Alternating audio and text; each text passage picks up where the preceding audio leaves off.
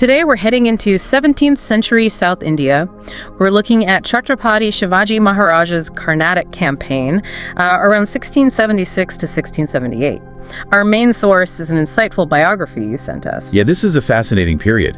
Shivaji's just recovered from an illness, and this campaign really shows his strategic mind, but also, the family dynamics and the complex politics of the time. Okay, let's set the scene a bit. The biography says Shivaji is recuperating in Satara when someone pretty significant arrives, Raghunath Narayen Hanmante. Right, Raghunath Narayen. And he wasn't just dropping by for a chat. He was the administrator for the lands and revenues of Shivaji's younger half-brother Venkoji. And he had history with the family too, didn't he? Son of Shahaji's trusted minister. Exactly.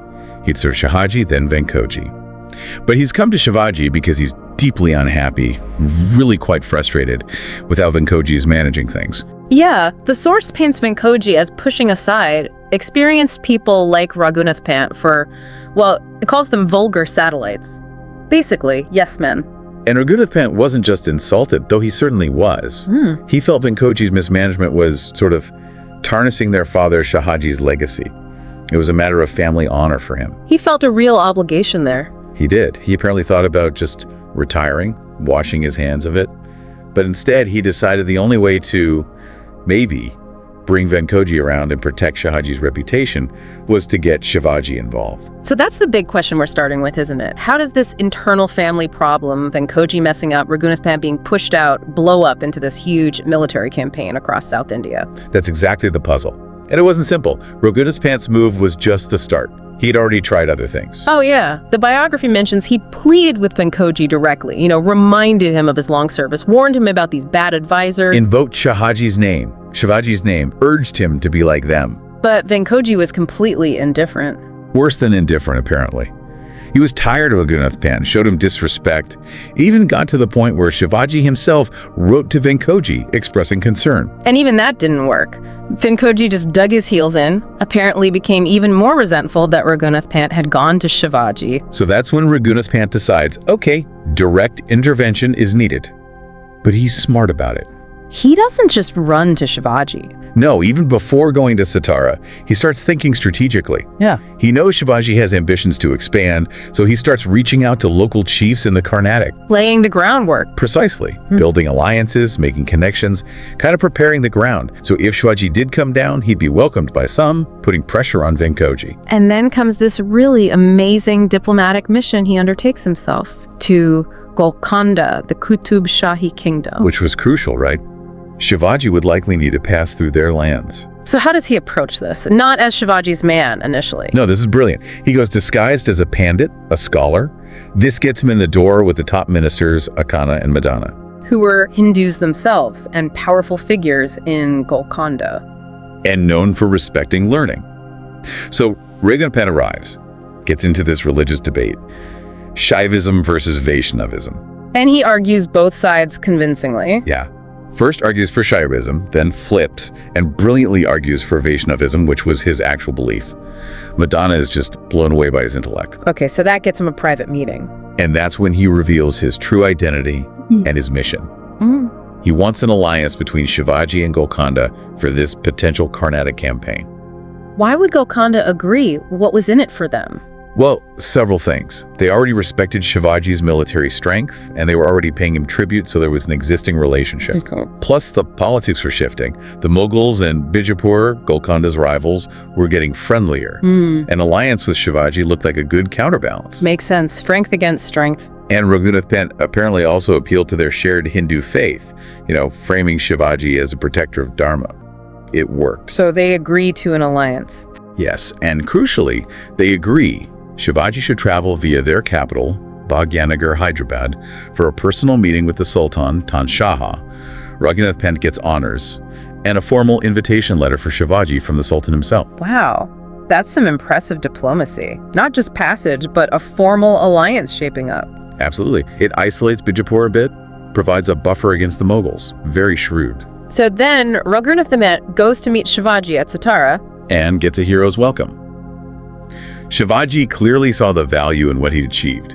showered him with honors, even suggested making him Amatya, the finance minister. Even though someone else held the post. Right, Ramchandra Pant was the Amatya, but it shows the level of esteem.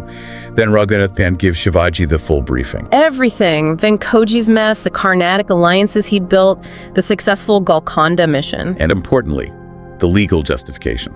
Under Hindu law, Shivaji, as the elder son, had a rightful claim to a share of their father Shahaji's estates. So, the timing seemed perfect. Golconda wary of its neighbors, now allied with Shivaji. But Shivaji's still worried about the Mughals up north, right? Always. He was cautious.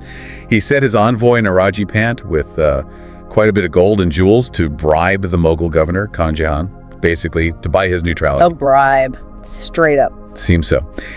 And he also paid tribute, a significant sum, to the Mughal emperor himself. The source says Shivaji called it an oil cake thrown to the milch cow. Meaning? Like feeding the beast to keep it quiet, acknowledging a kind of nominal overlordship just to keep him off his back while he campaigned south. Clever. And he took other precautions too. Oh yes. Strengthened forts in the south, sent Anaji Dado to watch the coast against the Abyssinians, left his Peshwa, his chief minister Morapant, in charge of the kingdom. All bases covered. Seems like it. And so, late in 1676, Shivaji sets off with a large army for the Karnatic. And the plan was partly to fund this expedition using Golconda's resources. Leveraging that tributary relationship, yes. He sent word ahead to Sultan Shaha via Prahlad Naraji, requesting the financial contribution and confirming the personal meeting in the capital. And the Sultan wasn't thrilled about Shivaji showing up with an army? Not at all. The biography says he was quite alarmed. He quickly agreed to pay up, hoping that would be enough to keep Shivaji away from Bhagyanagar. But Shivaji had that agreement with the ministers. Exactly. So, honoring that, Shivaji continued towards the capital anyway. He sent Raghunath Pant and Prahlad Naraji ahead again to announce he was coming for the conference. Which must have caused Panic 2.0 in Golconda. Total panic. It took Raghunath Pant and Prahlad Naraji vouching for Shivaji's peaceful intentions, plus Madana and Akana persuading the Sultan about the benefits to calm things down. The Sultan basically resigned himself to it. This is remarkable. Shivaji imposed iron discipline.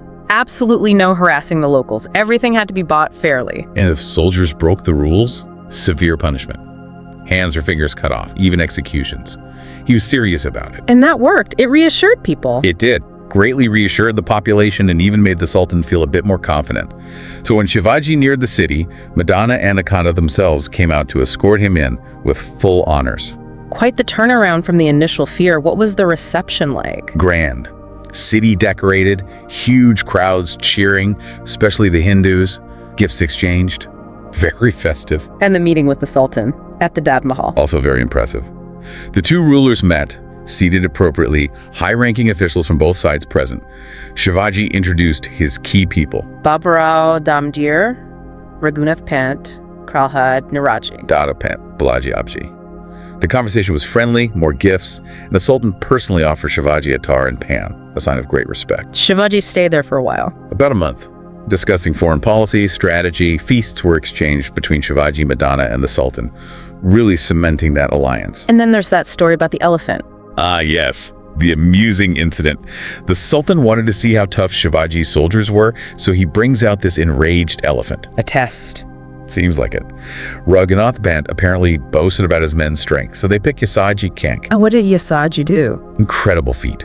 Steps up, faces the charging elephant, and with one sword stroke, cuts off its trunk. No way! One stroke. That's the story, a powerful display of Maratha valor, you know. I bet the Sultan was impressed. Astonished. He offered Yasaji an inam, a land grant right there. But Yasaji politely refused. Refused a gift from the Sultan? Why? Said he served Shivaji and his king rewarded him well enough. Loyalty above all. That act of loyalty, maybe even more than the trunk cutting, deeply impressed the Sultan. So the visit ends on a high note. Very high. At the farewell Durbar, they renewed their oaths of alliance. The Sultan paid the agreed money, and the treaty terms were set. What were the key terms again? Shivaji would give Golconda half of future conquests, except for lands that were part of Shahaji's original Jagier. Golconda would provide artillery. Golconda offered troops too. They did, but Shivaji declined. There was also a clause about potentially restoring some Bijapur lands if Bijapur got rid of its current minister, Abdul Karim, and appointed a Khana instead. but that was more speculative. Okay, so alliance cemented, treasury full, artillery support secured. Shivaji moves on. Into the Karnatic proper. Collects tribute from Colonel Kudappa. Then, while the main army moves on, he takes his cavalry on a detour. To where? The sacred shrine of Shail Mallikarjun, a major pilgrimage site. And the biography says this had a profound effect on him. Profound is right. The scenery, the spiritual atmosphere. He apparently got overwhelmed. He decided, right then and there, to renounce everything, become a recluse. Seriously, just abandon the campaign, his kingdom. That was his initial resolve, according to the source. His officers were, understandably, shocked. How did they talk him out of it? They argued it wasn't his path. They claimed his goddess, Pavani, had told them his work wasn't finished. Raghunath Narayen also argued strongly that a Kshatriya's duty, his dharma, was to rule and protect, not retreat. How long did this crisis last? About 9 days, the biography says. 9 days of intense spiritual focus. And then he came back around. Eventually, yes. He performed major acts of charity there, gave alms, fed Brahmins, started construction projects like ghats and hermit cells. After another week or so, he rejoined his army and the campaign resumed. Back to business. What was the first major target in the Karnatic itself? Chandi, or Jinji, as it's often called, a very strategic fort. And its capture was easier than expected. It seems so, partly because Raghunath Narayen had done his homework again. He'd apparently made a prior arrangement with the sons of the Bijapur governor there, Raf Khan and Nazar Khan. So they just handed it over. It seems it was captured with their cooperation, yes. Shivaji quickly installed his own governor, Ramji Nalaj, and set up his Marathi administration system. Now, at this point, was he still pretending the campaign was for Golconda? Initially, yes. Probably to keep that financial support coming, as agreed. But that didn't last. No. Pretty soon, Shivaji started administering these new territories in his own name, which naturally led the Sultan of Golconda to stop the payments. So Shivaji needed another source of funds. Which meant relying more on plunder, unfortunately. Levying contributions from the territories he passed through. This definitely caused fear locally. English merchants in Madras wrote about it. What did they say? They talked about Shivaji's fearsome reputation and this almost supernatural belief people had that he could magically find hidden treasure. He just seemed unstoppable. After Jinji, what was next? He defeated Sher Khan, a Bijapur commander, at Trinamali. And around this time, another interesting figure arrives. Raja Santaji. Who was he? Another of Shahaji's natural sons. He was unhappy with Venkoji's rule, left him, and came to Shivaji seeking protection. Shivaji took him in and later made him governor of Jinji. Meanwhile, the siege of Vellore was still ongoing. Yes, under Narhari Bilal. Vellore was tough. Strong walls, wide moat full of crocodiles. Crocodiles? Seriously? Apparently. But Narhari Bilal was clever. He set up artillery batteries on 2 small hills nearby. They nicknamed them Sujara and Gojara, the lovely twins maybe, and just kept pounding the fort until it surrendered. While that siege was finishing, Shivaji had moved elsewhere. He paused at Tirmalvadi, and from there he tried again to sort things out peacefully with Venkoji over Shahaji's inheritance. Sent ministers with a clear offer. Yes, demanding half a moiety. He made a speech, apparently quite reasoned, emphasizing they were brothers, this was their shared father's legacy, fighting would be shameful. But Venkoji still wasn't listening. Still defiant. Influenced by his advisors, including some local rulers like the chief of Madura, though their support started to wobble. Venkoji wouldn't even reply directly to Shivaji's demands. Did he try to fight? He made some moves, trying to gather forces, but when his allies backed off, he reluctantly agreed to meet Shivaji. How did that meeting go? It started, sort of affectionate. Shahaji's other natural sons were there too. Shivaji took Venkoji aside, appealed to him privately. Reminded him of their bond. Yeah, reminded him he'd had the whole inheritance for 13 years. Clarified he didn't want Venkoji's personal wealth, just needed his agreement to manage Shahaji's estates. Offered concessions if Venkoji handed over the paperwork. And Venkoji's response? Evasive. Non-committal. Then he comes up with this counter-proposal. Oh, was it? He suggested Shivaji should share his recent conquests in the Karnatic, and in return, Venkoji would give up some of his territory. That doesn't make much sense. Shivaji thought so too. He firmly pointed out their holdings came from different sources. Shahaji's legacy versus Shivaji's own conquests. He got angry, briefly thought about just taking what he wanted by force. But he didn't. No, pulled back. Family ties, his reputation. Well? he decided against it. What did Venkoji do then? He fled, slipped away from Shivaji's camp during the night. That must have angered Shivaji again. He was indignant, yes, but again, chose restraint.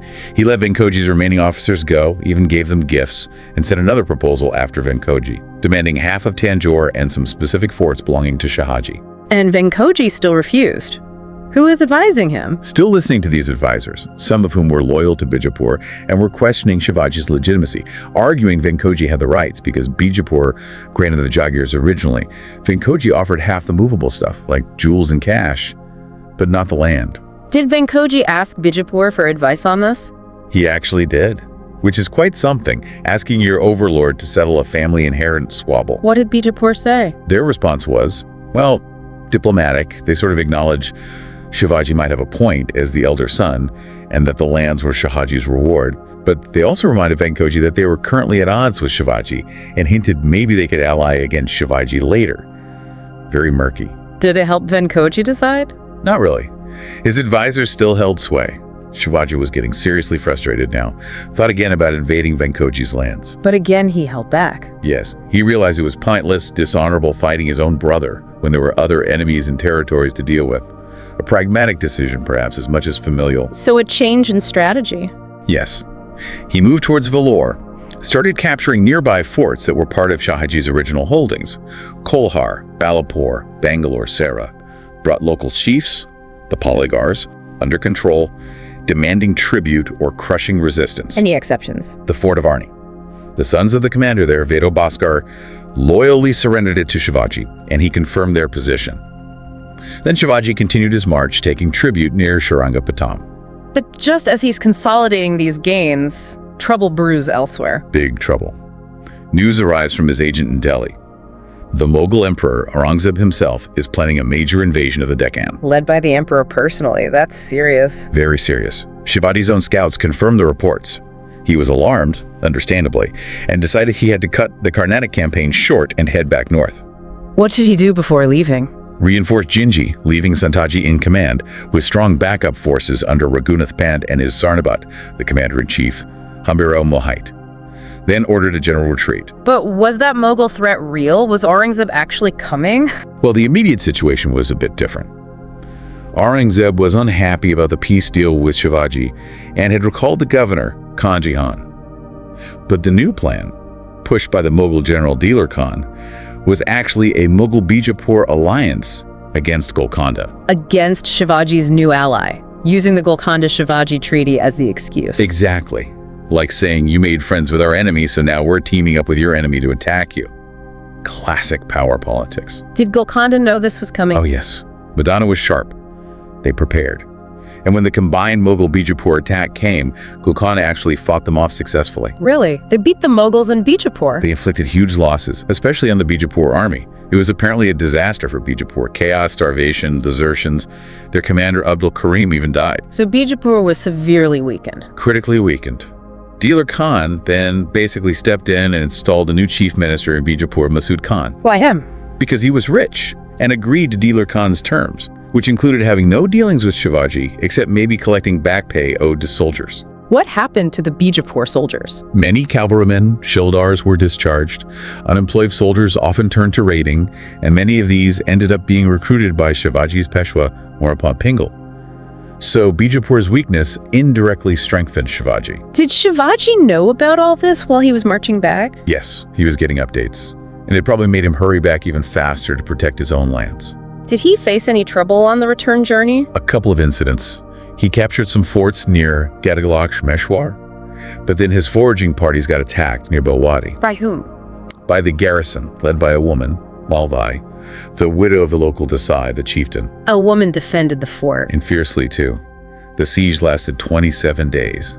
She fought valiantly, but eventually had to surrender. How did Shivaji treat her? With great chivalry. Released her with full honors, granted her villages for her upkeep, consistent with his reputation. After Belwadi? He quickly took Kopal and Lakshmeshwar, subdued more local chiefs, left Janardhan Pant Suma in charge there, beat back a couple of Bijapur commanders trying to intercept him.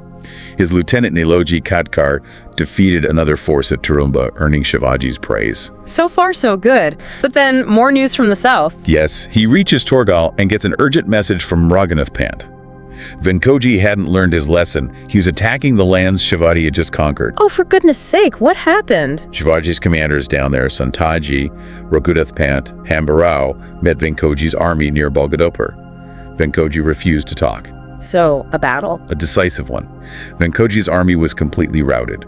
His other brothers, Pratapji and Bivji, were wounded and captured. Venkoji himself fled again. Did they pursue Venkoji? Raghunath Pant specifically held back from pursuing Venkoji personally, out of respect, the biography suggests, for his former master and Shivaji's brother. What was Shivaji's reaction when he heard Venkoji had attacked and been defeated? His first instruction back to Raghunath Pant was clear.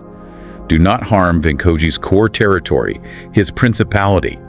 Emphasized again, he is my brother. Still prioritizing family, even after all this provocation? It seemed so, but he also wrote a much longer, sharper letter directly to Venkoji. Letting him have it. Pretty much. Huh. Expressing deep disappointment, blaming the Turkish knaves, advising him, pointing out the losses, the damage to the family name, the unfairness of questioning Shivaji's right to their father's earnings. But he still ended with an offer for a peaceful settlement, division of assets, land swaps. And he told Raghunath Pant to aim for peace too. Yes, further instructions followed. Prioritize peace, reconciliation. Said it was better for Venkoji to keep everything than to prolong the conflict. Quite a magnanimous stance, really. How did Venkoji react to Shivaji's letter and the defeat? It finally seemed to hit home. The biography says he felt deep remorse, realized his errors. And his wife played a role. Bye-bye. Yes, she gave him some very direct advice. Told him to recognize Shivaji's position, admit his mistakes, listen to Raghunath Pant, and if needed, basically throw himself on Shivaji's mercy. So Venkoji decided to seek a treaty. He did. Raghunath Pant met with him, following Shivaji's instructions for reconciliation. There was a symbolic moment where Raghunath Pant refused the main chair offered to him, acknowledging Venkoji's status. What were the terms agreed upon? Raghunath Pant laid it out. Division of revenues and jewels. Venkoji pays a contribution towards Shivaji's campaign costs. But Shivaji would let Venkoji keep Tanjore and restore most of the other districts he'd conquered from him. Shivaji agreed to this. He approved it in a letter to Raghunath Pant. Praised Deepabai's good sense, and Venkoji finally seeing reason. And Shivaji also provided guidelines for Venkoji's rule. 19 articles, covering everything: how to treat nobles, consult officers, military setup, justice, religious grants, even maintaining their father Shahaji's tomb. Really detailed instructions for good governance. Like a governance manual. Almost. It shows Shivaji wasn't just about conquest, but also establishing stable administration. What was the final arrangement? Raghunath Pant stayed south for a while to help administer Venkoji's lands and oversee Shivaji's newest territories. Shivaji headed back north. Were there any more troubles on the way? Some minor raids near Panhala by local chiefs, but Niloji Katkar dealt with them swiftly and apparently returned all the stolen goods. Janardhan Pant held firm at Kopal. Shivaji made it back safely to Raigad. What about Bijapur? Were they still a threat? They tried one more push, but Hambarao and Janardhan Pant attacked them decisively. Bijapur was just too weak to retaliate effectively by this point. Hambarao then campaigned successfully on his way north, capturing forts, defeating forces, and returned to Shivaji a hero. Who got recognized for that? Hambarao himself, of course, and his key lieutenants, Tanaji Jataz and Bayachi Gorpid, names that would become very famous later. That essentially marked the end of the Karnatic campaign after about 18 months. But one final coda with Venkoji. He wasn't doing well emotionally. No. Raghunath Pant wrote later that Venkoji had sunk into a deep melancholy, withdrawn from everything for months. How did Shivaji respond to that? With incredible compassion, actually. He wrote another letter to Venkoji, expressing sadness, reaffirming their bond, offering support, urging him to talk, listen to Raghunath Pant. He even gently threatened to bring Venkoji to live under his direct protection if he didn't snap out of it. Did that work? Apparently, yes. That heartfelt letter from Shivaji helped Venkoji recover and re-engage with his duties. It really shows a different side of Shivaji beyond the warrior and strategist. So wrapping up this deep dive, the Karnatic campaign was huge. Major territory gained, that key Golconda alliance formed, the complex situation with Venkoji eventually resolved, and Shivaji's military and diplomatic skills on full display. Absolutely. And for you, the learner, there's so much here. Insights into 17th century Indian politics, which were incredibly complex, the way family ties and power struggles intertwined, the crucial role of diplomacy. It wasn't just about winning battles. And Shivaji's leadership, discipline, strategy, but also that final touch of compassion. definitely food for thought. And maybe a final question for you to ponder. How much of this campaign was driven by Shivaji's personal feelings about his father's legacy, his brother, versus his clear political and strategic goals? Where did one end and the other begin? And what was the long-term impact of this whole southern adventure on the future of the Maratha kingdom? Great questions. There's always more to explore with Shivaji Maharaj. I hope you like this chapter. We need volunteers and sponsors to create content with even better quality and with more variety. If you wish to join this initiative as a volunteer or sponsor, please click the links given in description below. To help us reach more viewers, please like, comment, share, and subscribe to Biography Central. Thank you for your time. It means a lot. Namaste.